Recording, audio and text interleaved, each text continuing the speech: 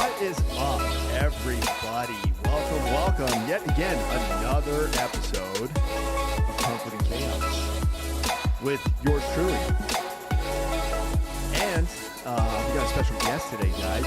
I look forward for you guys. I want you guys to meet. It's going to be a very interesting episode. As you guys can see from the title, we're going to talk about some really cool things, some really cool, I wouldn't say cool, but we're going to talk about some things, a hot topic that I'm pretty sure we all can relate to, regardless of what avenue or profession you're in,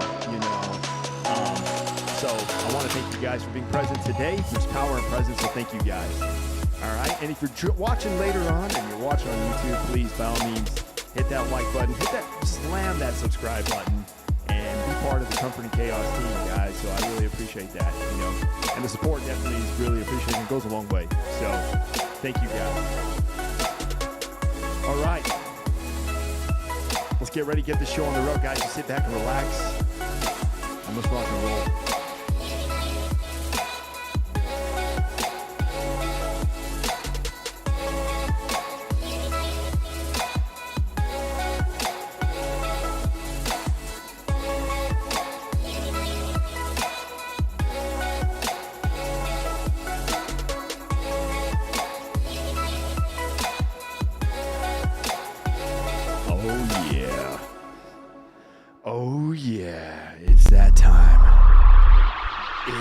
That time. What's up, everybody? Welcome to another episode of Comfort and Chaos. And here, as you can see, I got somebody special sitting next to me. All right, I got a special guest. All right, this is my buddy Ray, who I work with. He works in our organization. I've known him for a long time, actually. God, I have known you for a long time. Yeah, a couple of years. Yeah, and he's a staff sergeant also in the United States Army. So that means, he's in that senior leader role, and as a lot of the stuff we talk about and discuss, I like to always bring in leaders, and I love talking to them. But Ray's a little bit special, okay? I've known Ray for a long time. Not only that, I was actually in charge of him for a point in time, and for his team. And I got to know him. And as a senior leader, and you're leading leaders, and you're in charge of a team, like I always apply, you have to take that ownership and get to know your team. And when you're in the military, you really don't just know them from the professional realm. You want to know them on the personal realm too. And that is because you have to understand, you have to understand why they got to go to this appointment. You have to understand why they got to be pulled from this or can't do this. And you need to have that shared understanding is what I always call it, the shared understanding between the subordinate superior, because it only makes a better operating environment, and it builds trust, Mm-hmm.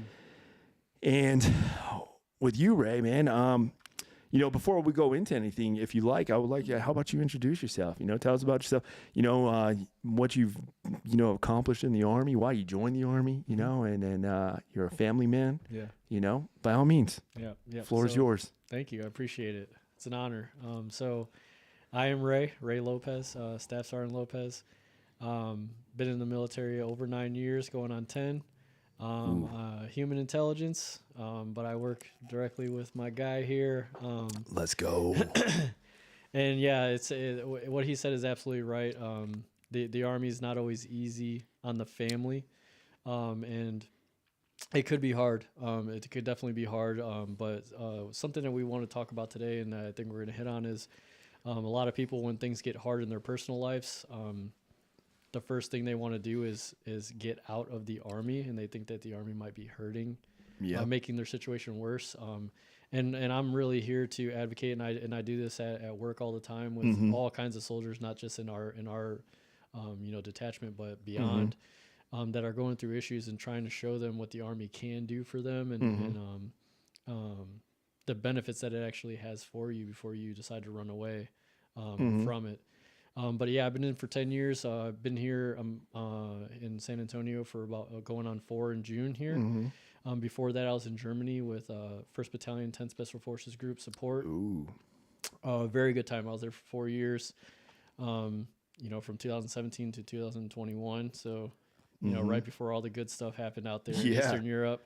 Oh So yeah. we had good time out there, and you know, on the professional side, and my wife and I had a great time out there, being able to travel the world and do Mm-hmm. stuff that the Army allowed us to do. Without it, a lot of people wouldn't be able to go to the places that I've seen and visit the places that I've seen. Before that, I was in Monterey, California, learning Russian, and Oh, then, you know, did a couple schools Russian. here and there. But I've been pretty blessed. You know, Monterey, California, Germany, and Yeah, now you here got in some San pretty decent Antonio. assignments. Yeah. Yeah, that's actually pretty cool and family friendly too. You know, that's a Yeah. good thing. Yep. Yeah, man. So what made you join the army? Yeah, that's I a kind good of one. I ask everybody this, like, why'd you join the military? Well, that's a good one because I'm not sure if he's watching right now, but I joined the Army in Ooh, 2014 because my youngest brother surprised the family and joined. I'm wow. my mom was a single parent of four boys, and I really I was not the oldest in my family, but I definitely took on like a fatherly figure in my family. Mm-hmm. And my youngest brother was like, me and him were extremely close. I'm close with all my brothers. If you ever get around us, we are a wild bunch. Oh, nice. We have a great Well, time. I've heard stories, you Yeah, know, yeah, yeah. But but that's good. my youngest brother in 2013 joined the Army. I didn't know much about it. I do come from an Army family. I have a lineage of uncles and a lot of uncles, a lot of family members that have been, most of them infantrymen, you know, during the Gulf War and Mm-hmm. before. But I never really like looked into it, thought about it. And it is funny because when my brother joined, I had a pretty good job. I was working in a pharmacy in Columbus, Ohio. Ooh, yeah. Was doing fine. Doing fine for myself. Obviously, I had just met my wife too, um, and things were going really well. But all I could think about in my head was my brother's gonna go to war. My baby brother's gonna go to war. Yeah, and you had that big brother guilt, you know. Yeah, exactly. It did. I did go through that, and because I didn't know any better, I was like, my brother is gonna go to war, and there's no way I'm gonna sit here and work in this pharmacy while he's out there. So I went to a recruiter's office. It was a good story. It's good, you know, a lot of stuff going on there. Yeah. But I knew I wanted to join, but I knew what I wanted to do as well. I didn't just want to get in and pick the first job that would get me out of the door Mm-hmm. quickly. I wanted to make sure that after I took all my tests and did all my stuff that, and I saw that a lot more opened up for me because Mm-hmm. of that. You know, every time I met with my recruiter, I was like, all right, let me go home and look into it. I also joined later than most people. I was 25. Mm-hmm. So I didn't get in until I was 26. So I also told my recruiter, I was like, yeah, when my brother does go to war, I just want to be able to, you know, raise my hand and go with him. What was his MOS, if you don't He mind is me an asking? MP. An MP? Yeah, Okay. yeah. So this shows you how much I didn't know. Um, I was like, yeah, I mean, we all do that, you know. when my brother goes to war, I want to raise my hand and I'm going to go with him. My recruiter was like, yes, Sure. you could do that. Sign here. Sure. That is how it happened. But Yeah, we'll get you out there. the funny part about it is obviously I learned very quick that that's not possible. Oh yeah. But you know, the other thing that makes it real funny, is my brother got out 3 years ago. I'm still in. Ooh. So, I joined because my Good job. brother, you know, because my brother joined, and I joined Yeah. because of him, and that like, not just a fatherly figure, but being like my best friend, being my Mm-hmm. brother, and wanting to be there to protect him. Mm-hmm.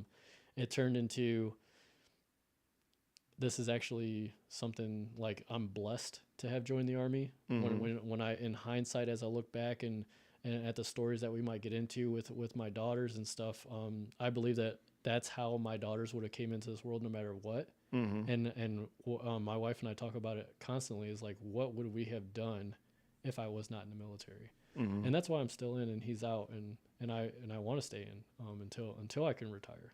So, Yeah. Oh yeah. That's actually pretty cool, man. That's Yeah. actually a pretty cool story. I love hearing the stories when you know, especially battle buddies you work with, you know, and individuals and service members. I just love hearing, hey, why'd you join? You know, what was it? You know, because a lot of people have a reason. You know, there's always and those are. It's always interesting to hear what was that reason. You know, what was the why? Yeah. You know, and that's actually pretty cool, man. So yeah, his little brother, that's yeah, big brother guilt. That's a real thing, you know. It is. Yeah. That's a real thing. I'm the oldest of 6, so I know, man. Yeah. I know. But Yeah. So yeah, I've known you for a few years now. Hmm. You know, we've worked in the same detachment for a while. Um, but one thing I've always noticed about you, you know, that always stood out, you know, and if I was ever to give a class on this topic, you know, I would easily use you as an example, you know, for others to learn from. And, you know, I gained more understanding when I was your platoon sergeant, Yeah. you know, and it's the topic of resilience, you know, and being what it means to be resilient. And I know this because I've experienced a lot of it myself Yeah. in in understanding just how important it is to be resilient. And because you're going to go through a thought process, your mind's going to play games with you, you Yeah. know, your headspace is going to be all over the place, you know, and then you start to lose a sense of like just value and worth, and you start to ask a lot of these questions, you know, as to why, as to why, as to why. And the resilient, being resilient is just, there's power in that. Yes. You know, there's absolute power in that. And you're not going to know this, but I actually was a guest on a podcast a while back. And, you know, I actually used your story and my interactions with you as an effective point to me, you know, and I wanted to let you know that. I appreciate that. Because I know because I've been through it. You know, I've Yep. been through those dark places. You know, those dark places that just put you in dark thoughts. Yep. You know, and it's through resiliency that you can control it.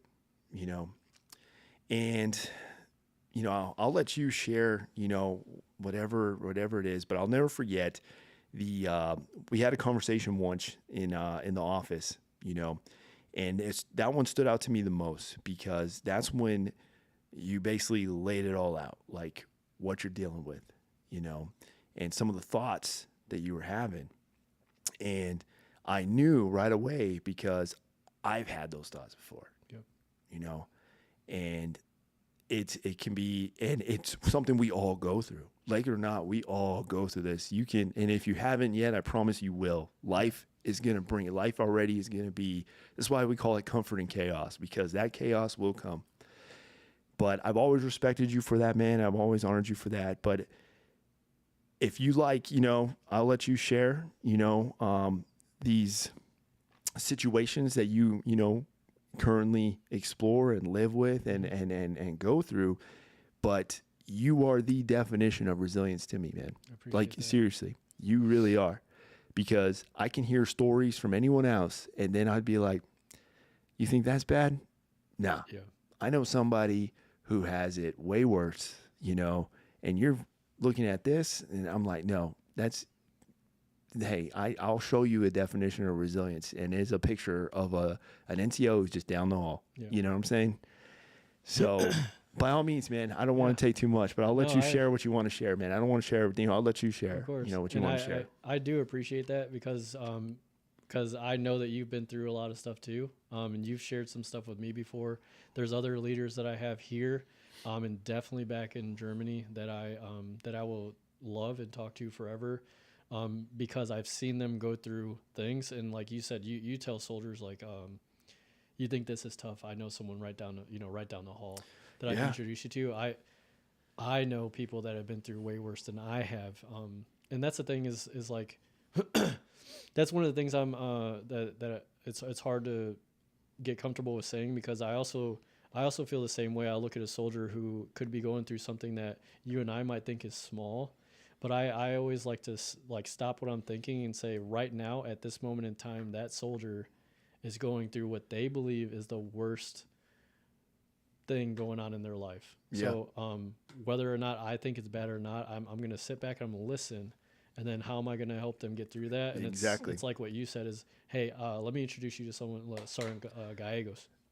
Let me introduce you to Sergeant Rivera, Master David's, like all these people Yeah. that have been through and are continuing to go through stuff, not just with their family, but with their career, Yeah. with war, with stuff that we were talking about before, Relationships, you know, relationships and finances. Like there's anything. so much. And my situation, and I'll say my family situation. My wife and I, she should be on the show because she's more resilient than Dude, I would love to have you both on yeah, here. like You know, she I'm is. working on getting another arrangement. I want to have, yeah, definitely. Yeah, You know, like I'm resilient because my family's resilient. My that's wife's awesome. resilient. My daughters, who are 4 years old and almost four and almost one, like they show me every day how resilient they are and how they overcome their trials and tribulations that is completely out of their control, out of my control, and out of my wife's control.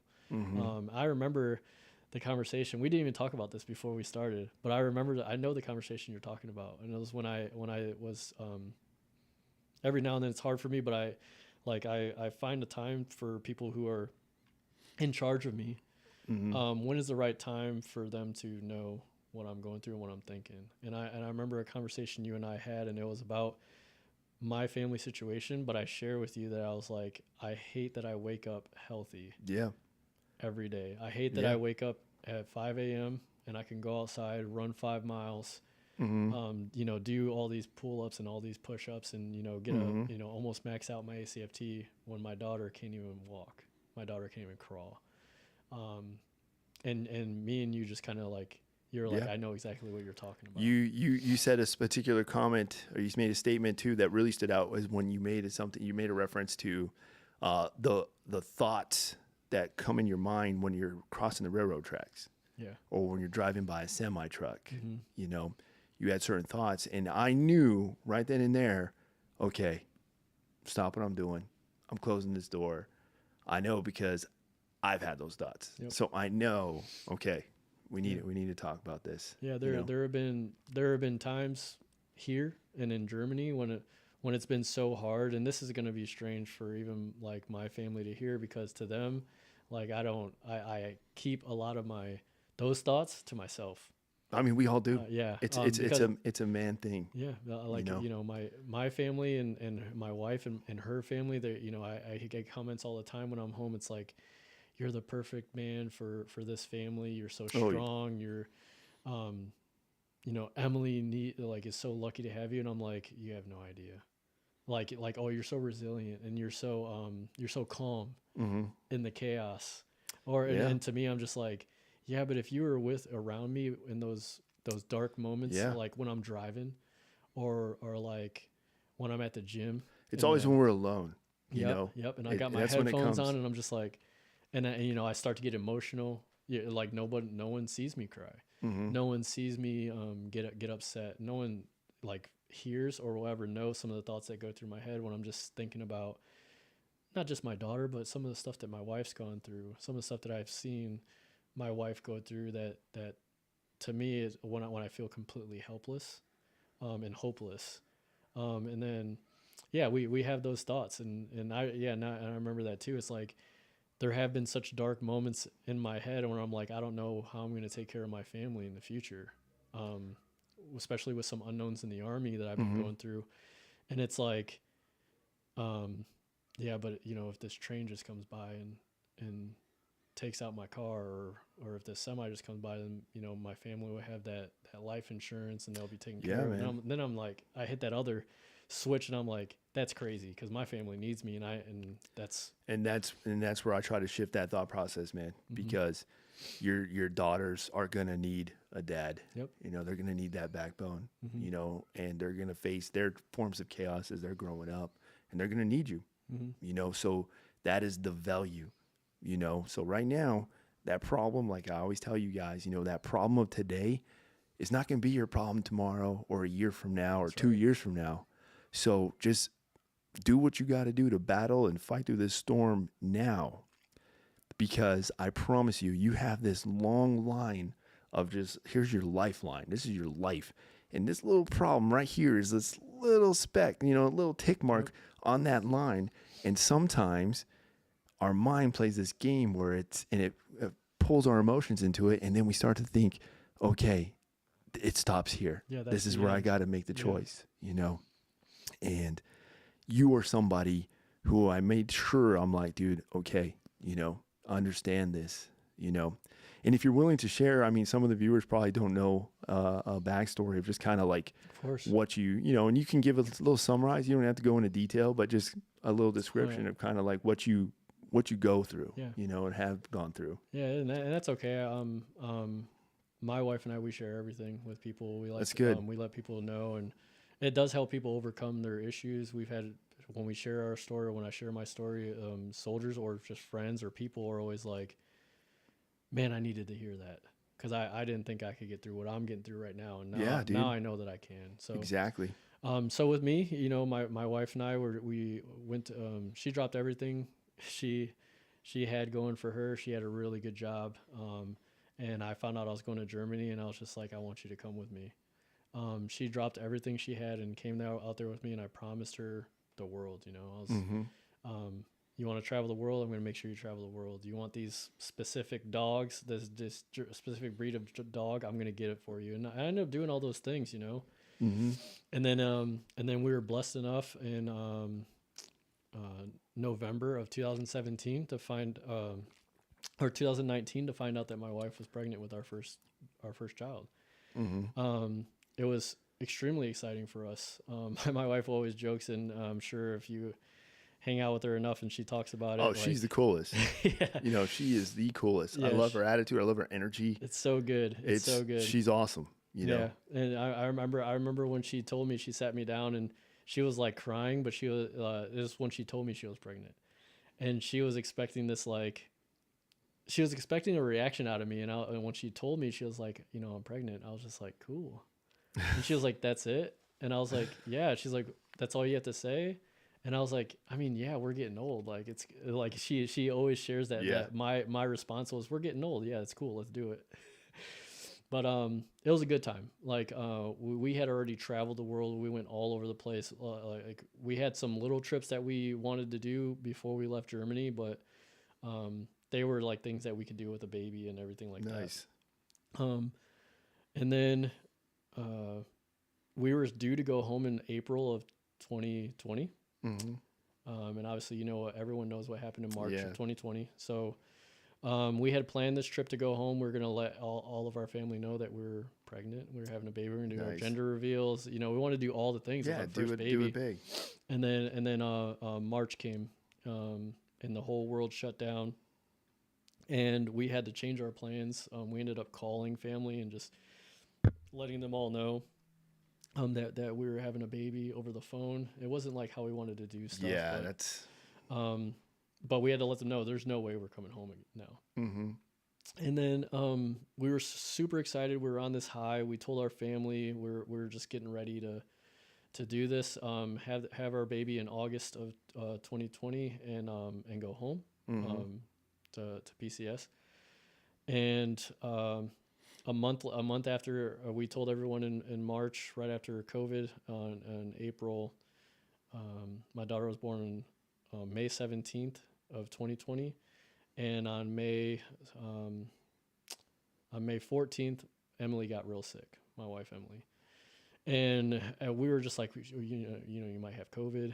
Yeah, there's so many different. Yeah, she was just really sick, but it wasn't like terrible. It was bad, but it wasn't terrible. She called her OBGYN, and she was supposed to see her OBGYN on a Monday, and she's like, can I come see you now so you can check on the baby? Like, something just feels off. And her OBGYN said, hey, just stick it out. I'll see you on Monday.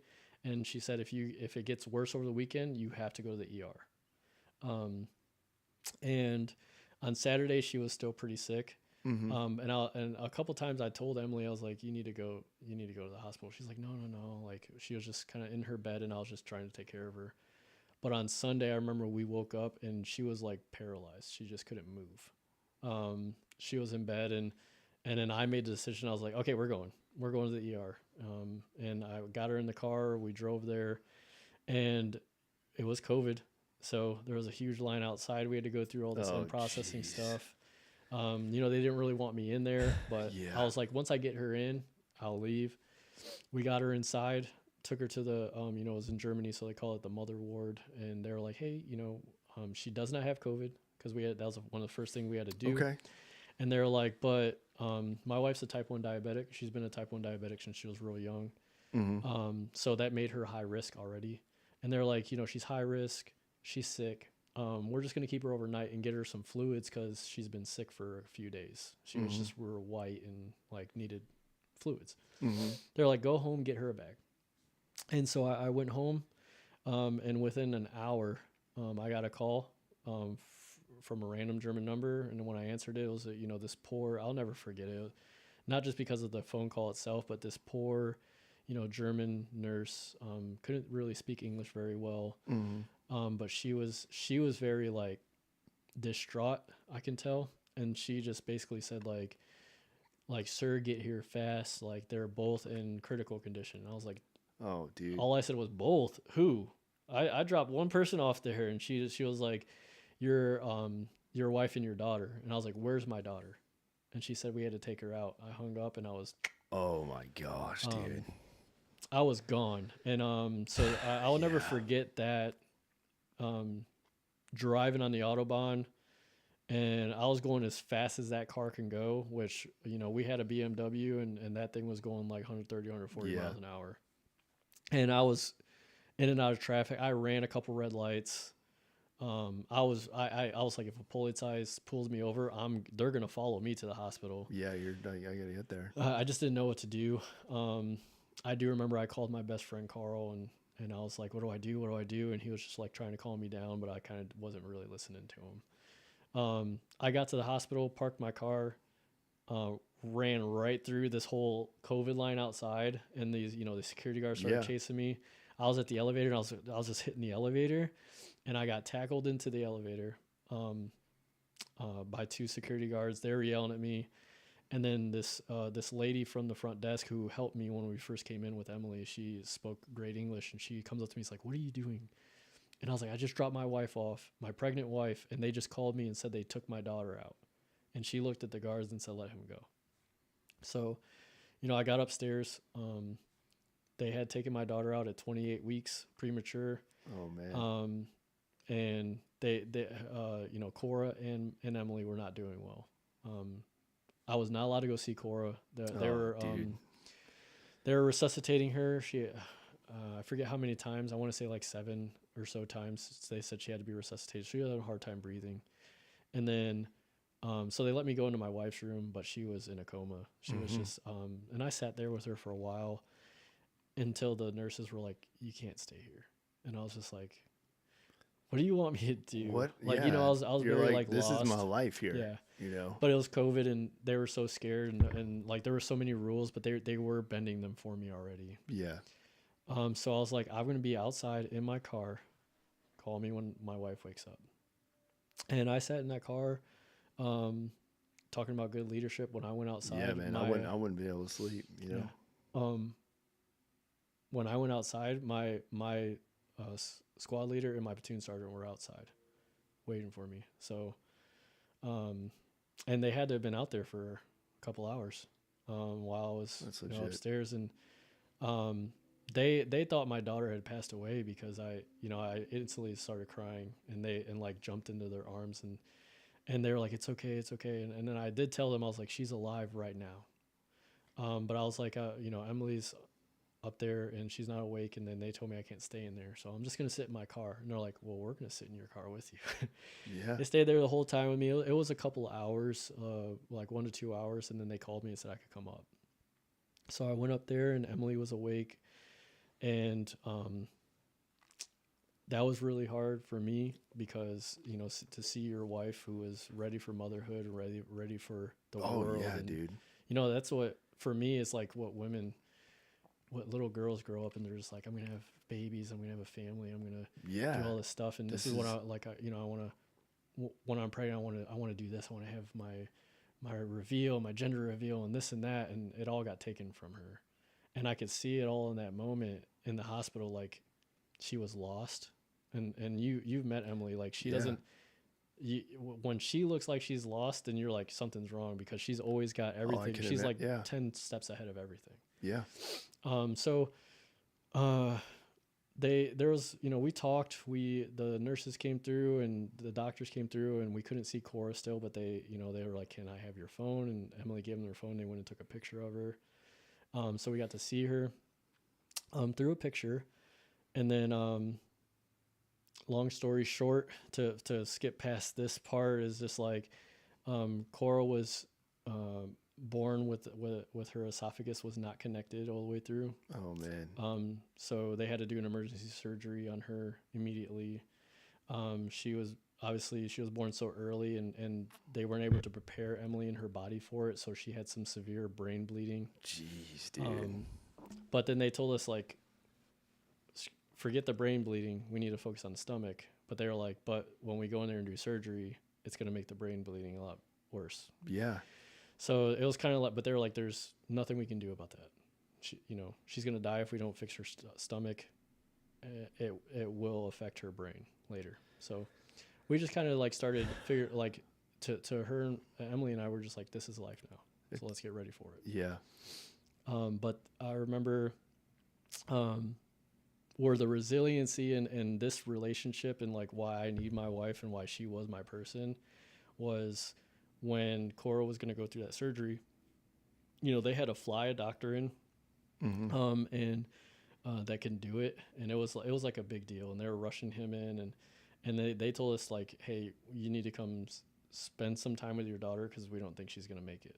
They were just being honest. She was so small. Like, I have pictures of her when she was first born. Oh my gosh, dude. And she was, as big as my hand, which is not that big. So we went in there. We weren't allowed to touch her. We weren't allowed to, she was in her little incubator. Yeah. And they did have those like kind of rubber hands. The rubber hands. But we didn't but they were still like, don't touch her though. Yeah. Because the brain bleeding and everything else. So we were real careful, but we were like, man, this could be it. This could be all we have with our daughter. These 5 to 10 minutes that they're allowing us to have. Could be all of our experience. And we went to our room. We cried. And they sent a,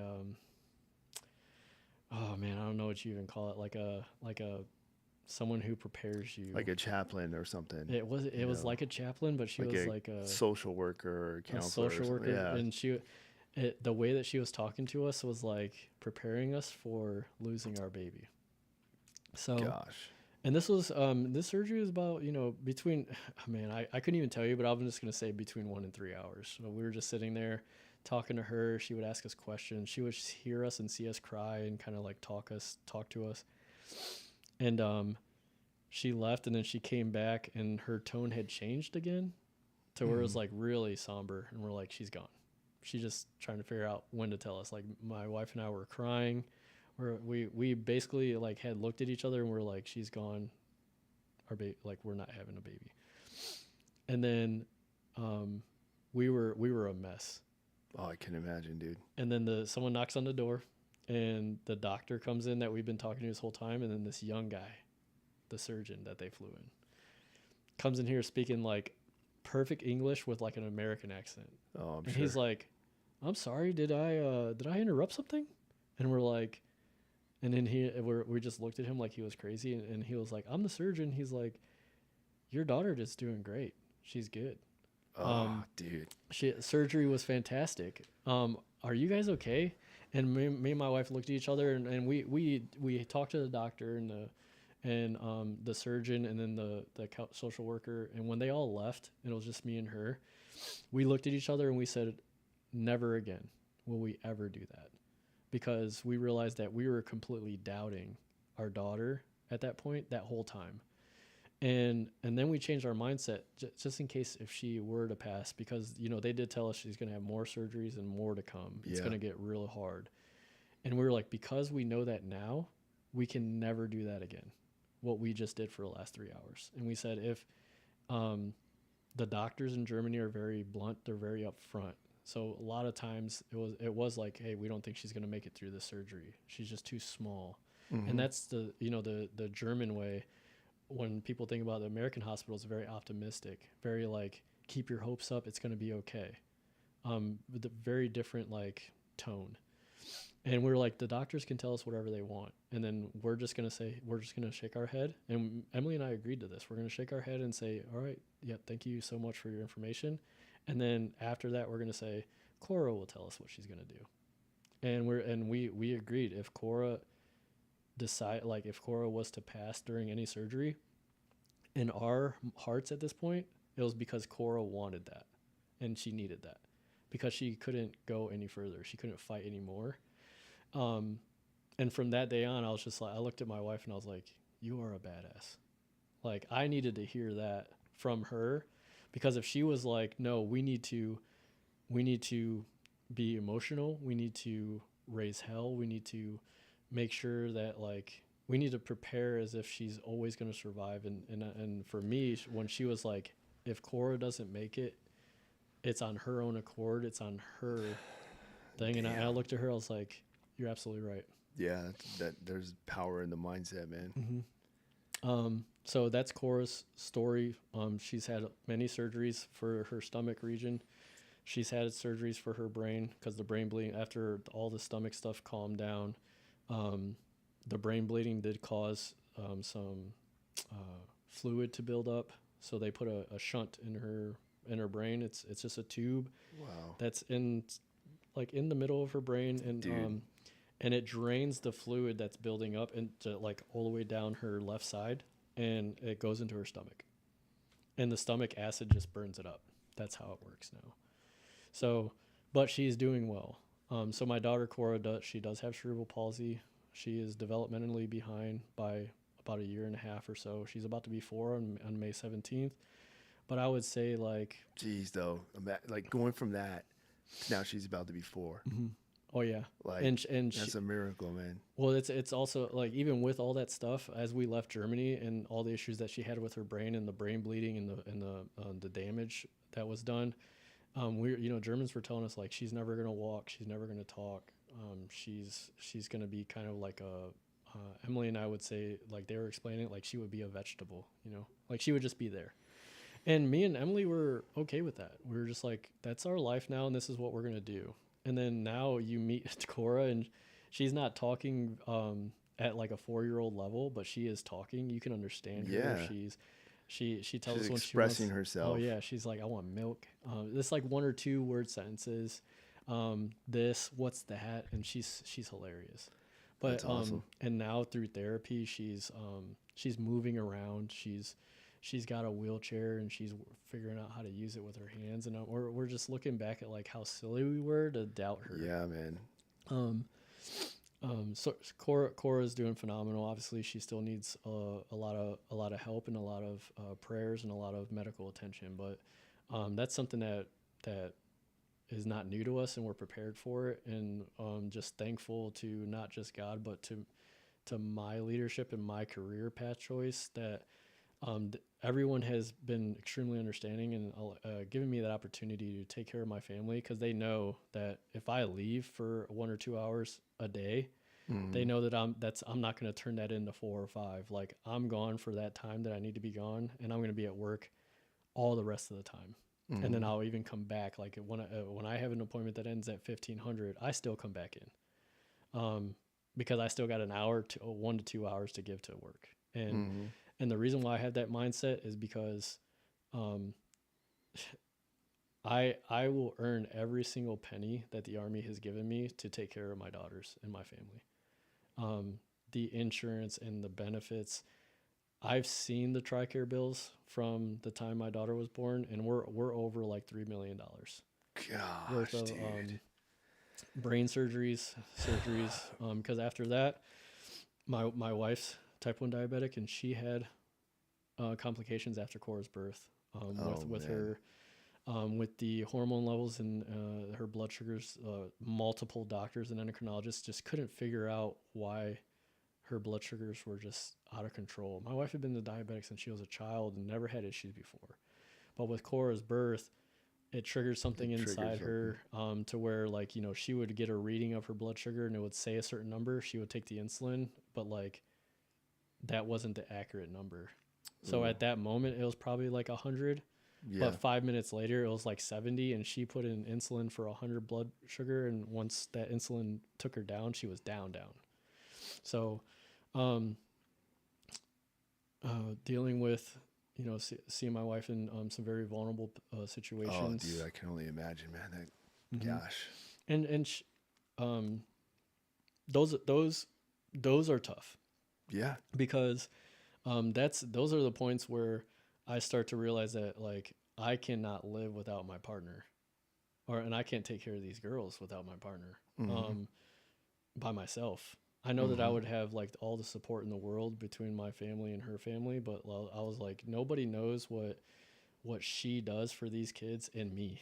Yeah. Because everyone's like, oh, you provide and you're Oh, yeah. perfect for them, and thank God you're in the army, and thank God you are who you are, and you have the mentality that you Yeah, have. they just see the front black and white. Oh my gosh, That's all they see. I'm like, you guys have no idea the fact that I'm able to give the hours every day and every week to the army is 100% because my wife takes on everything else.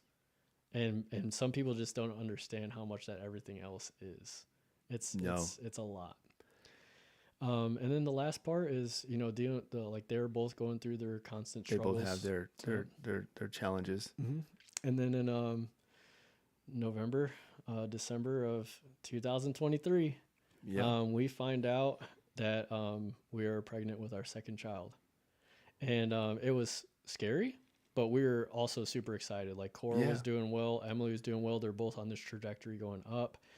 And as Emily's going to her OBGYN appointments, and it's way different than the first time because I was allowed to go to all of them. And I'm sure. There's more involvement, more interaction. The COVID restrictions were gone. Oh, yeah. And so I was like, we're doing this together and we're going to do this the right way. You're doing it the right way. We're going to do the gender reveal. We're going to do everything we couldn't do the first time, right? And we did. We went home. Again, it was like the same because they were both like due around the same time. And we went home in March of 2023, and we told the family. April of 2023, told the family. The doctor.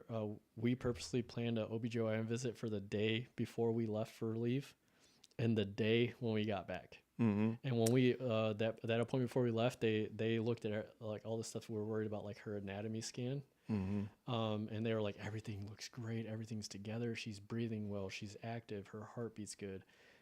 They checked all the things that happened with Cora and her during that scan, and they're like, she is healthy. You're going to be fine. And we looked at each other. We're like, we can go home. We could tell everybody now. Because we didn't tell anyone we were pregnant. Yeah. We were just kind of scared, you know. We didn't want to end up losing our child and then, you know, get everyone. I mean, yeah, you're going to have that post-traumatic stress, you know, from the past, you know. So, yeah, definitely. It makes sense. Yeah. We went home. We did our gender reveal. I remember that. Yeah, I remember the leave form. Because you're in yeah, charge. I remember the leave form. Came my way.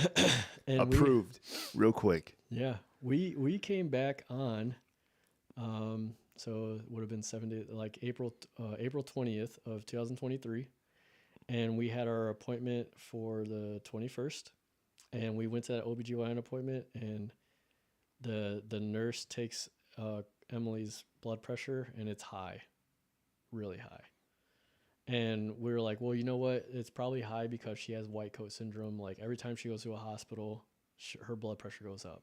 Like that's just, can we, and Emily even asked, she's like, usually when I go to my endocrinologist, we do my blood pressure at the end because I kind of calm down. So they're like, okay, let's do the ultrasound. And then we're going to, we'll do your blood pressure at the end. So we did the ultrasound. It was good. Cora was there. It was like a good family thing. And they did the blood pressure at the end of the scan, and they're like, it's really high. So when I say high, it was like almost 200 over 100. Oh, geez. So like both the numbers were at the extremely high end. And they literally told my wife, they're like, we have to admit you. And it was just one of those things. It was like, we both looked at each other and were like, it's happening again. And when they said they had to admit her, they said because of preeclampsia is what they diagnosed her with. It's like extreme high blood pressure during pregnancy. And they're like, because of your type 1 diabetes and because of your birth history, so basically how Cora was born, you are going to stay in this hospital until you have that baby. So this was April 20th, 21st of 2023. And our second daughter, Sutton, she was not due until August 1st. So we were looking at like a 4-month stay for Emily. At the best case scenario is what they're telling us. They're like, we don't think you're going to last that long. And to be honest with you, it was like, they ended up saying they had to do a C-section a week later on April 28th. So Jeez. Sutton was actually born at 26 weeks, so 2 weeks earlier than Cora. And we did go through that, like, if Cora was born at 28 weeks and all this was going on, what is Sutton going to be going through at 26? Yeah. And long story short, she was taken out with a planned C-section. They did allow me 2 days, so I was able to call my mom and be like, Yeah. "Mom, I need you to come down." Yeah. And my mom flew down the very next day, and then Emily had the baby, and Sutton has been, even though she was born so early, they knew it was happening, and they like prepped my Emily with just meds. Like all these by the way, technology and science nowadays is phenomenal. So they prepped. It was not good for my wife. These medicines made my wife, like, her life was miserable. But they I said can it's going imagine. to help the baby. It's for the baby. She is perfectly healthy. But for those, she was in the NICU for 4 months. So there was that scary Wow. period. She did not come home. She was due August 1st. She came home 2 days earlier, July 29th, than her due date. And we were really proud of that, because they always said that she was going to stay in the NICU until her due date. And we were like, she beat it still, like, by 2 days. And she's doing great, which is really good for us, because we still have a lot of stuff going on between Cora and Emily. And Sutton still has her, like, therapies just from being born so early, but she's just, like, crushing every milestone and That's awesome, doing man. well. That's But a blessing right there. yeah, it's that is our story. It's a never ending story. These are things that Emily and Cora will have to deal with for the rest of their lives. So with that being said, like, there's nothing I can do but persevere, and there's nothing I can do but, like, get work and earn every single penny that the taxpayers are giving to the Army to take care of my family. Yeah. And that's my mindset, is like, without the Army, my life is over. And I know that if I was not in the Army when all this stuff happened, I would be in severe debt and going through a lot of issues, and who knows what Emily and I would have gone through. And we talk about that all the time, and to get her buy-in, to be like, stay in as long as you can. I looked at her and I was like, that's all I need to hear. I That's do this awesome, every man. day. But I'm not the kind of person that's going to be like, well, let me use the Army for everything it's got and make every excuse in the world, because if I went to my unit and said, I got all this stuff going on, no one's going to say no. They're going to say, okay, take care of your family. When my time is up on that contract, everyone will try to make me get out. Yeah. And my mindset is, I know I want to stay in, so I'm going to show them that I can stay in. My wife tells me all the time, she's like, you show them that you can work. And if Exactly. you work 6 hours and everyone a day, and everyone else is working 8, you better outproduce them. And that's Yeah. that's the mindset that I keep. Just make your presence, Yeah. Man, that's a heavy story, dude. And just hearing that, I mean, there were times, dude, I'm like getting emotional just hearing, man, because I put myself in that same situation, and as a father, it's like, dude, I couldn't imagine, I could not imagine, just the sights, the things, the visual that you had seen and experienced, and it sounds like literally M is like the backbone to the backbone. Yeah. She is the backbone to you as the backbone. And you guys are you guys are blessed, Yeah, we are. and these are true blessings, and this is not something that no one gets into a relationship with this as an end state. No one ever, no one ever pictures this. Yeah. And to see you go through that, and to work with you, and I observe, dude, I mean, I pay attention, I do, and that is something I've always noticed. You are very motivational. You are a very good leader, Thank you. and you provide the everything that is needed, the purpose, the direction, and the motivation, and then you provide the care. You're definitely more on, you have that really nice side, Yeah. and that's good though, because every leader has their own balance that they bring to the chain, and, but to know that story and then to observe you continuously to perform and execute, to me, that's what I recognize the most. That stands out to me, because that is you finding comfort in your chaos. Yep. That's literally what it is. And when you find that comfort, and you can be comfortable in the most chaotic environment, when others would shrivel up and just quit, or just say, I'm done, I'm not, we're not even gonna try having another kid, we're not even do that. I don't want to deal with this again, and not you, No. and that's one of the big reasons why I wanted to bring you in today too, dude. I appreciate that.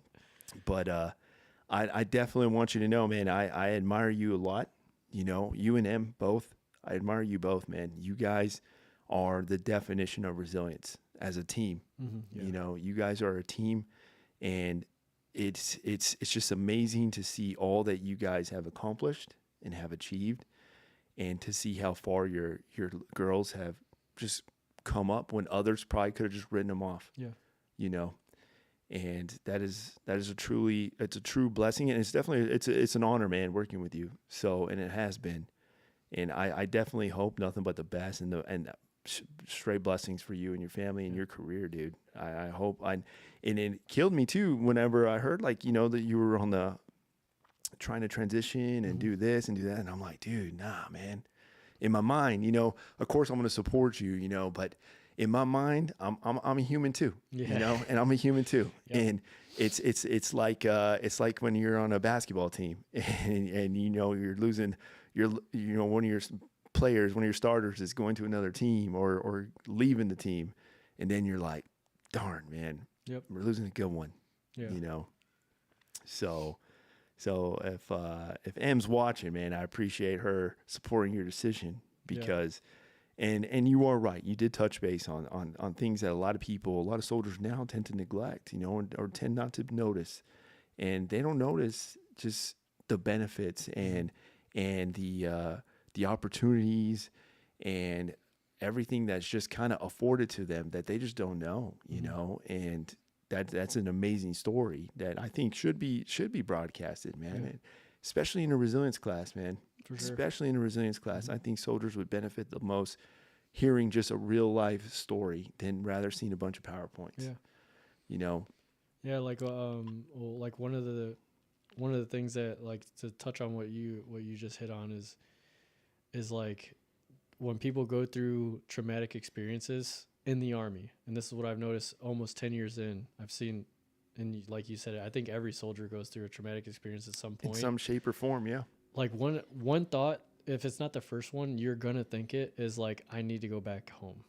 I need to get back to my family, my friends who are going to support me, because you completely neglect the fact that there are actually people that are not your family and not your blood that will care about you as much as they do.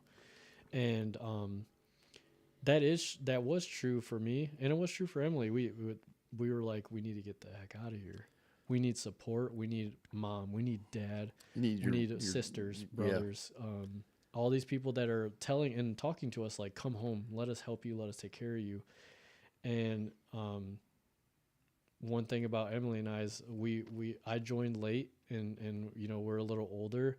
We had that life experience, so we were able to sit back and say, can we navigate the civilian life that we know how it works and how it is with our situation right now? The answer is always going to be yes, we can, because we can do anything if we really want to. But it was easy. Will it be easier or harder in or out of the military? And it was the easiest thing to, based off of what we experienced for the last 3 or 4 years with our family situation, was like, absolutely not. Like the Army is demanding. It is still a job. you still have to give attention to that enterprise, to that entity. Especially as you advance in your rank and Yeah. position and elevate in your leadership. Yeah, There's like more duties and responsibilities. They increase. and the longer you stay in, that's inevitably going to happen. You're going to Yep. promote, and you're going to be put in positions of more power. And something that I tell soldiers all the time when they're getting ready to promote is, now that means that you can't only care about yourself and your family. It's not just me and Emily and Cora and Sutton anymore. Every soldier that's under me is now added to that equation, and then every single family member that they have is as part of that equation. And that's something that's really hard for people to navigate. Is like, I'm blessed that Emily understands when a soldier calls and I'm like, hey, Gallegos needs me. His family situation is going through this, and I need to be there for him. I have to go. It's 2 a.m. I need to go help him or her. And she's like, I understand. Go do it. I'm thankful that she grew up in a military family as well. She understands that dynamic. She didn't like it. When I met her and she found out I was going to the military, she was like, nope, I told my mom I'll never date a military man. And we went through that. But because she has that background, she's like, and then she sees me when I promoted to sergeant and then the staff sergeant, and how proud that made me. But she supported me, but I know that in the back of her head, she's like, well, now he has more family that he has to take care of. When you're a junior soldier, it's just you. I just go to my leaders and I say, hey, I have this problem. I'm not caring about all the other soldiers, but you as a leader have 4 soldiers that are coming to you on a weekly basis saying, I have this problem. So now, instead of like me worrying about my one thing, as you promote, that person who's getting those 4 soldiers now has their family, their problems, and then 4 soldiers and 4 families that they have to take care of somehow. Yeah. Some of them are more direct, like the smaller it is at whatever level you're at, I can help the soldier myself. Some of them have to be elevated, but you still are the piece that has to elevate that for them. That's awesome. Hey, thank you for that, Grizzly. I appreciate that, my guy. Yeah. But that's one thing that I really like. I just want people to know is, and it doesn't have to just be the Army either. Like, when you're going through chaos and you're whatever job is paying for your living, paying for your insurance, and paying for your family's well-being, give that entity just as much attention as you're giving your family, because that is the most important part to why your family is thriving, growing, and becoming stronger. If you neglect that piece that is supporting you, they're gonna give up on you. And then when they give up on you, who's going to take care of your family for you? Because you can take care of your family as much as you can, but if you don't have money and you don't have insurance and medical care, good luck. Yeah. Yeah, man. And kind of like what I said before, your resilience is definitely a key to understanding that situation right now, it's not going to exist years down the road. Right. You're going to have a whole different situation. You know, so you're not going to let it weigh you down now, you know, to the point where you make, you know, like I used to, one of my mentors used to always say, an old platoon sergeant, a mentor used to always say, there's not a permanent solution to a temporary problem. Yep. So understand that. So when you have that issue, that situation, understand that it's temporary. You're going to get through it. Just fight through this storm, do what you got to do. Get through that storm, and it's going to be gone, you know, and the challenge and everything that you're facing there, it's going to be gone, and you're going to face a new challenge, or you're going to get through it, you know, but you're going to get through it with growth. You're going to get through it with knowledge and experience, you know, and that is how I lead. You know, I lead not from the book, you know, I'm one of those that, hey, I'm going to lead from experience, you know. So if I tell you to go over there, jump over the wall, don't peek, just know, because I'm telling you, not because the book's telling me to tell you that, it's because it's from experience. Yep. So don't question it, you know. I've jumped over that wall and I did not peek because you did. My leader told me to jump over that wall and not peek. And it's just one of those things that exactly. I think we talked about this before the show. It's like learning from those people that have been there before, because the leaders of the future, the people that have been in since I joined, 10 years, even 10 years, a long time. Yeah. we are not war veterans. We are not people who have been through what you have been through, or some of the leaders that have been, from 12 plus years, Yeah. who experienced the war on terror. I came in and it was still happening, but it was dying down, and of course it ended. We're in a time at the moment. We're in a time of peace. So in the next 10 years, it's going to be people like me, sergeant first class, mess sergeant, sergeant majors, with no deployment patch on that right that right arm. Yeah. So where do I get my experience from? The people that have been there before. That's very true, man. The people that told me to jump over during training, jump over that wall and do not peek. And we have to have that mindset. I'm going to jump over that wall and not peek. And even though if I do get hit with that paintball round, or someone just says, boom, you're done, I'm not going to let that happen, because I need to understand that one day, and on September 10th of 2001, they were in peacetime. Yeah. And they didn't know what was going to happen the very next day. So one day, while they're training to jump over that wall and not peek, and people are saying, "Bang, you're dead," and you're like, "Oh no, it's training," and like not really taking it seriously. The very next day, they were in Afghanistan or Iraq, and it was just like, it's real now, and that's why the peacetime, the way that these people train and get ready to fight, that peacetime, at the beginning of real war, is why we suffer so many casualties for the first 3 to 5 years. It's because we weren't training properly. We weren't ready for that. And then you start to see that 5 years, we start to get it, and the casualties start to get lower and lower. It takes time, and I think, I could be wrong, but I think it's based on what were we doing prior to war. And right now, being in that peacetime, all I think about is those people from 2001 to 2007 ish. Hearing the people like you, and especially my first unit, like those people that were in during the surge, 10 years ago when I joined, those people were very war, have been through a lot. Oh yeah. And then I think of like how happy their lives were from 1995 to 2001. They were probably doing what we're doing right now, like, oh, I hate going to the range and I hate doing this. Not knowing. And then that's why you hear that shift, like when you say, like, leaders like you who have been there before now, and we call them the old heads.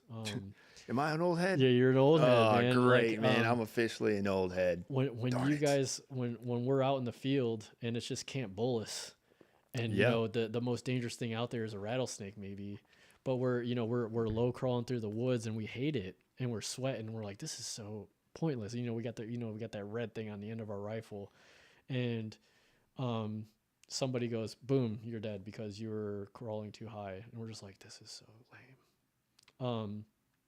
We have to get rid of that mindset.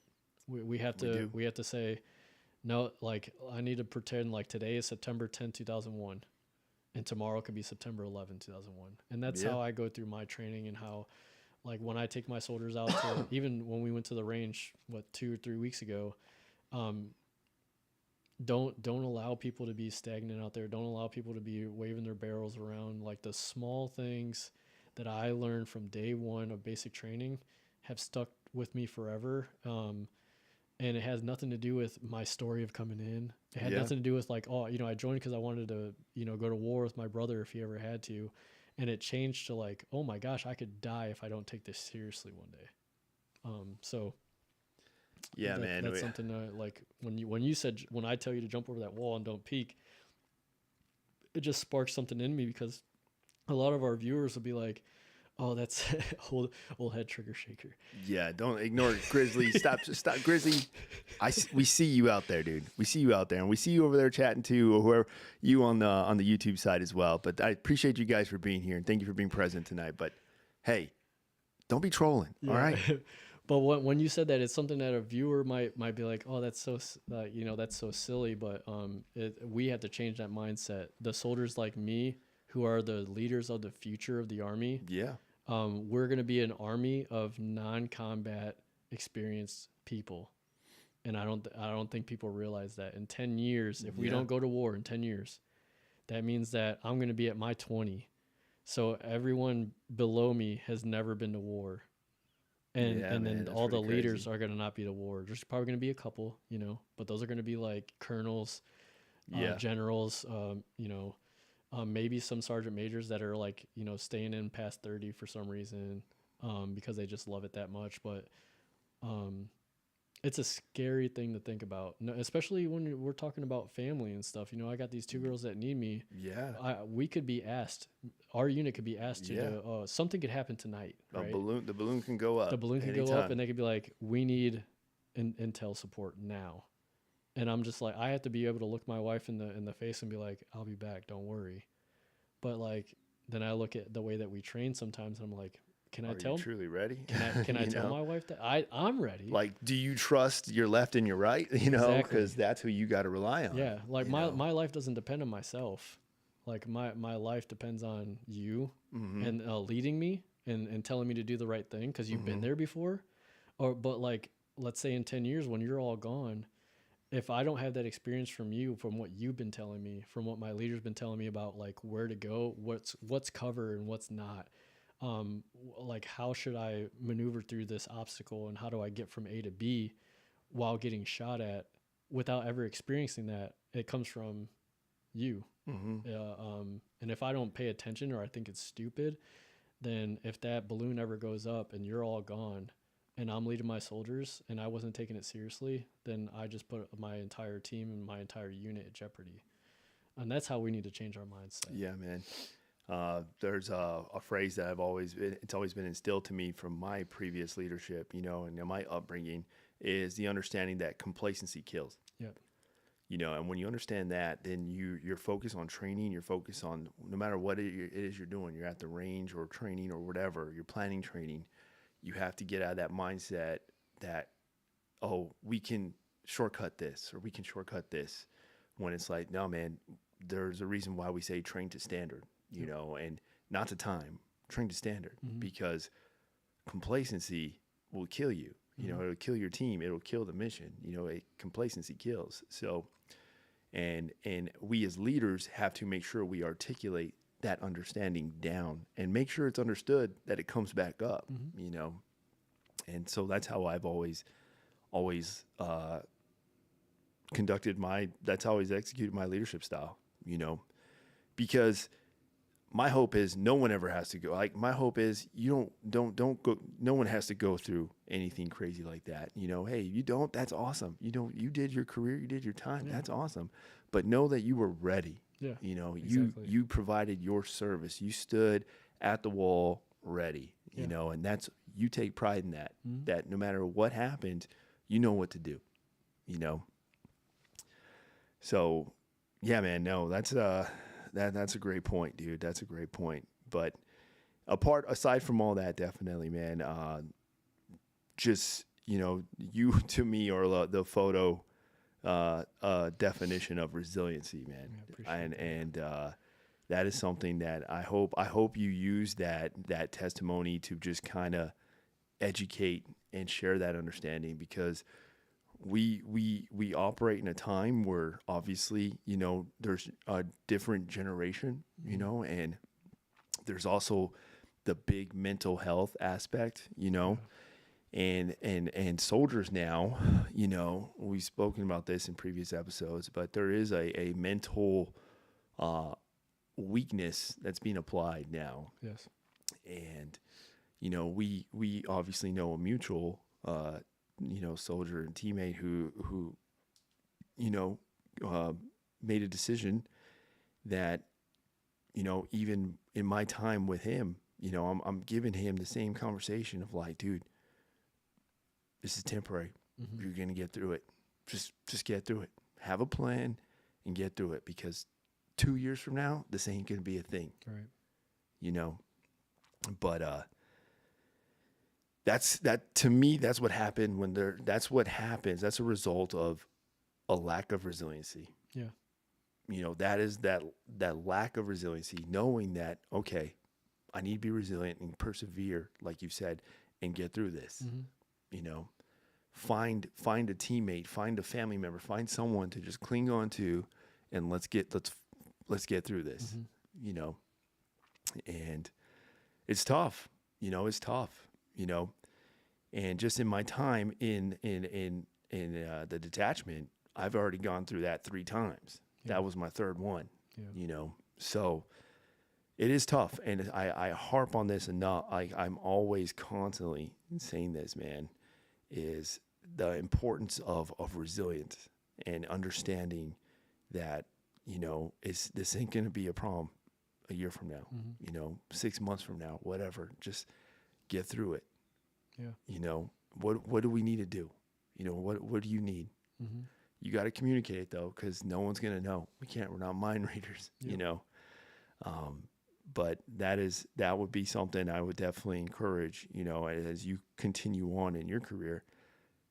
And you do it already naturally, but definitely, you never know what someone's going through, and it's important to just, like I always say, be an ear. Exactly. Just be an ear. You don't have to go and do this and do that, but there's power in just being an ear, Mm-hmm. and like you said, you can get a phone call and your backbone M will understand. Hey, I got to go. They need to talk. Yeah. And there's a result to that. So Yep. that's actually pretty good, and that's powerful of you. Yeah, like the main thing, it takes zero effort to just go to your soldiers every day and do a mental check on them. Exactly. And a mental check doesn't mean like check on them, like actually check on their behavioral health or their mental status.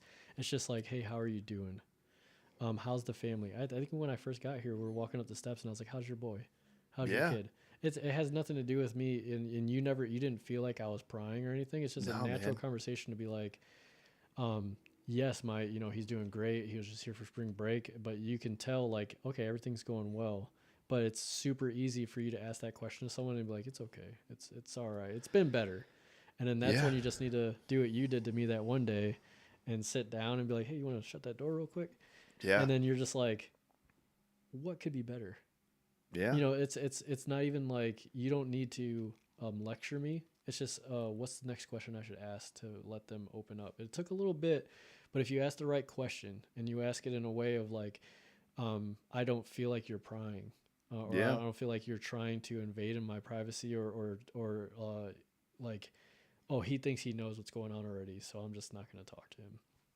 It's just a simple question to be like, well, I'm going through this. And then you help that soldier through that, and sometimes it's just a conversation that they need, and then you see them walk out that door and they're like, all right, let's go, what are we doing next? And they keep going. And that's like the good side of the story. But then like you keep paying attention to them, but if you still have 3 soldiers you haven't done a mental check on, make sure you do a mental check on them too. And I think that's what happens is like we hear that first person who says like this, and yes, you need to take care of them, and then we kind of like forget, let me make sure I check on all the other ones. Yeah. Because usually when stuff like that happens that you were just talking about, it's not always the 1 year private. No. It's those guys that are seasoned, that have been in for a while. Yeah, man. And those are the guys that like once you hear a problem here, you're not going to go check on that person. You're like, they're going to be okay. It still needs to happen. Yeah. And I do it with my sergeant first class, with my det sergeant. I do it with my commander. It's just like, hey, how are you doing today? Is everything all right? And it's like, at my level, I'm just hoping that the natural response is like, hey, everything's great. How are you doing? Thanks for asking. And then you move on. But you're just like, you hope you don't hear it. But every now and then it does happen. Like, I'm not doing all right. No, it does, man, because I myself have experienced that, and I've even brought that up, that sometimes who checks on the checkers? Exactly. In the term, like who's my first line coming to check on me? Yep. And because we're human too, and we go through situations, and it throws off our mental head game too. Yeah. And I learned this because I had my mentor in the Army. Was a very seasoned, experienced platoon sergeant for my scout platoon, and I mean, he made me the NCO that I am, and taught me so much. A lot of my phrases is because he embedded them in me, and, he retired, and we had a retirement celebration for him and everything. And then 2 years later, he killed himself, you know? And he was the one checking on all of us. Yeah. You know, he was the one telling us, hey, there's no permanent solution to a temporary problem. Remember that, you know? But he's telling us that, and yet he went and committed suicide. Yeah. When in my mind, I'm like, well, who was checking on him? Exactly. Because the higher you get up there, the less people that are above you. Exactly. So sometimes, and I tell soldiers all the time, like, hey, if a junior soldier looks at me and thinks that something's going on, I'm depending on you to do a check on me. I have no issue if a specialist or a private or specialist comes up to me and they're like, hey, Sergeant, how you doing today? How's the family? Again, like you said about the mutual friend that we had, if they don't want to share it, if they don't want to open it up, then that's another issue. But it's nice to as a staff sergeant, I know when we're talking about the ranks, and it's getting harder to promote nowadays. And sergeant first class, there's not a lot of master sergeants and sergeant majors in a unit, and there's only one sergeant major in a battalion, right? And maybe there's another one in like an S shop or something, but that's one or two people that we would hope would check on our sergeant first class and our first sergeants, right?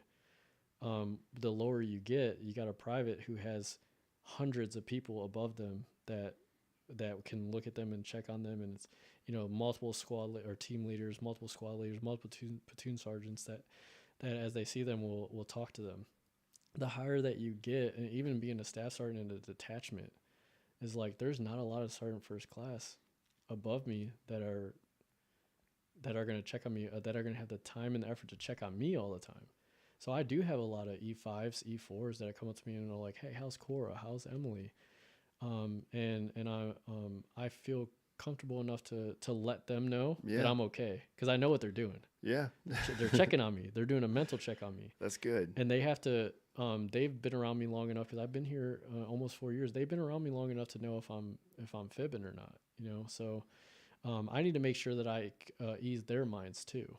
Yeah. But they know there's been times when I'm just like, it's all right. I'm doing okay. I might not share as much as I would if it was like, my first sergeant, but I'd be like, there's some stuff going on, but I promise you I'm fine. And that's how we need to communicate with each other. Because I do that to my junior soldiers to make sure that they know it's okay to be vulnerable sometimes. But right after that, they need to see me going to the range and, shooting 5-6 times to get that expert, taking an ACFT and not aiming for 60 or 70. Like I'm aiming for that 600, like, the impossible. Yeah. And then when they see that, and then they look at me like you do, like, oh, he's so resilient. He perseveres through everything. If I went out there and I was like, half-assing an ACFT, they would be like, well, yeah, I guess, sometimes when things do get hard, it's okay to just, give minimum effort. Yeah. Because Lopez did it, and it's okay. And everyone said it's okay, and then their excuse for him is, well, he's going through a lot. No, that's not how I want my soldiers to think, that this is how you need to persevere. This is how you need to get through issues. Mm-hmm. It's okay to go through those hard times, but like you said, there's a personal life, there's a professional life. I still need to give just as much effort into my job as I do my family, my wife, and my daughters. So yeah. No, man, that's awesome. That's awesome. Mm-hmm. Yeah, I think, man, I'm gonna have to go downstairs and read my Bible now. It's a hard one. But no, but it is, man. It is, and it's a real issue. It's a real issue, Mm-hmm. but it definitely needs to be broadcasted. Oh man, thank you for that, Mr. Nick Fulsen, coming in hot. I appreciate that. Appreciate that sub, man. I hope you're doing well. I hope you're blessed as well, and doing well up north, my guy. Thank you for coming in. Yeah, man. I definitely want to appreciate you coming in here today and sharing, and it definitely send my best to Em as well. And I appreciate her, for allowing that as well. Mm-hmm. You guys, I definitely look up to both of you guys. I admire you both, and you have an amazing family. Thank you. And I'm glad you're wearing the same uniform I do. Yeah. So it's definitely something I take pride in. You're one of those leaders that, whenever there's a detail or a training or something, there is that sense of security, knowing, oh, okay, Lopez is there. We're good. We're good. I don't need to check on him. He's good. We're good. So, and a lot of seniors know that too, so we all think the same way. Thank you. That's what I pride myself in. Good. Take pride in that. Mm-hmm. Thrive on that and grow,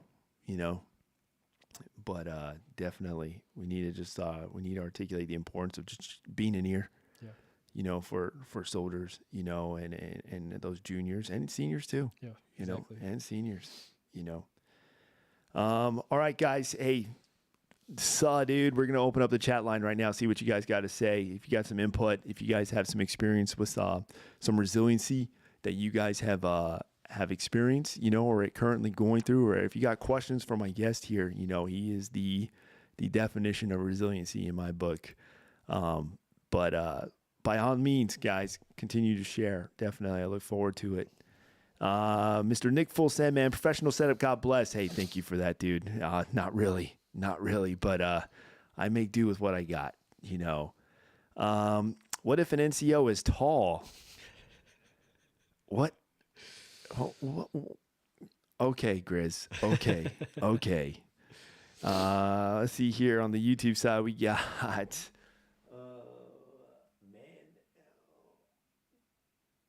picked onion, Chris. Ribs and toast. I don't know what that means, but okay. Barbecue, ribs and toast on toast.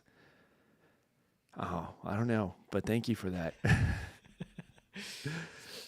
Thank you. Let's see. Love you guys. That's M. That's M? Yeah. Oh, man. Hey, you know what? We're going to give M a big round of applause. We're going to do that. You're my hero, M. All right. And thank you for tuning in. And I look forward to, she's going to be at the wedding as well? Yes, she will. Okay. I look forward to it, man. I look forward to vibing with you guys and catching up. Yeah. We can get Michis on the Riverwalk. We can all get Michis at the Riverwalk. Okay, Grizzly, you can come. Make sure you get one for Ray. There we go. There you go. Shots for sure. Okay, hey, you pour them up, and I'm there with you. I'm there with you. Oh, man. Thank you for tuning in. Were you watching the whole time? Oh, she was definitely watching. Uh-oh. Man, I almost cried, okay? Your husband literally almost made me tear. Okay, just know that. Let's see. You're a daisy if you do. Okay, Grizzly. Okay, Grizzly. You know what? This is for you, Grizz. Yeah, we're gonna continue to man that there. But in all reality, though, guys, if you guys got some input, by all means, share it here. We'll let from you the know. bottom of my heart, Okay. I'd like to take this chance to apologize to absolutely nobody. The double champ does what the fuck he wants. Okay. Have a seat. Let me raise this motherfucker now. Let's see. Don't be mad that Cora was still upright. Oh, no. Uh-oh. Oh no. See, Cora's gotta go to work out early in the morning too. She got some physical therapy in the morning. Uh-oh. Yeah. I hope that, hey, we keep it Christian here. Okay, Oh, no arguing. No, Cora's staying up and she's probably watching. That's awesome though. I hope Cora's up and I hope she's watching. She's watching her daddy out here. She had to watch daddy on her iPad. Let's go. I like that. Shout out to you, Cora. You're my hero. Hey, much love from Max Baby or MX Baby Boy. Hey, y'all keep it freaky and real. Appreciate that, Grizz. Appreciate that. All right, guys, we hit that 90-minute mark. You already know what time it is. It's that time where we're going to go ahead and wrap things up because he's got to get home to his little girl. That's right. That's right, dude. But hey, I seriously do. I mean everything I said, man. And I thank you for you. Mm-hmm. And I thank you, Em, for allowing him to come up and share, and eventually I want to get you both in here. So be ready for that. Mm-hmm. Be ready for that. hear your perspective and your side. There's a lot of input that you have. You know, a lot of people can learn from your experiences too as well. You know, so as a team, you know, and we can engage in even some other topics. But yeah, I look forward to having you guys here as well. I appreciate it. All right, team. Hey, I want to thank you guys so much for tuning in. You know, you guys, as you know, I constantly harp on the importance and the power that is in presence. And you guys have all demonstrated that this evening by being present, you know, in the chat. And you're watching later on, you're watching this video later on YouTube. Hey, you know, feel free to comment down below. I always engage in my comments, you know, and hit the subscribe button, hit the share button, like it. You know, if somebody you know can benefit from Ray's experience here with resiliency, you know, by all means, get the word out, you know, because there's a lot of us who are dealing with that or have dealt with that, you know, so the word needs to be put out, you know. So I want to thank you guys for tuning in. I appreciate that. I look forward to seeing you guys here again next episode. I'm gonna be back here again on Tuesday. Hopefully I got another special guest locked up as well. So we're gonna engage in a special topic, but I'm not gonna give it away now. You know, I'm not gonna give it away. But I want to thank you guys. So I appreciate you, but we're going to go ahead and get ready to head out. So you already know what that means. All right. So, hey, guys, you already know. All right. If you have an experience, I hope you learned something from here today. You know, I hope you learned something from the testimony of my brother here. But we still got to continue mission, team. Remember that. So you already know. Don't forget, take your vitamins, drink your water, do your push-ups. And most importantly, guys, continue mission. That mission of life. All right? Don't hesitate to create a memory. And don't sit on and waste an opportunity, guys. All right? Life is precious and so is time. So let's make the best of it. All right, guys? All right, team. From my world to yours, you guys have a good night and be blessed all. Say goodbye, dude. Goodbye, everybody. Thank you so much.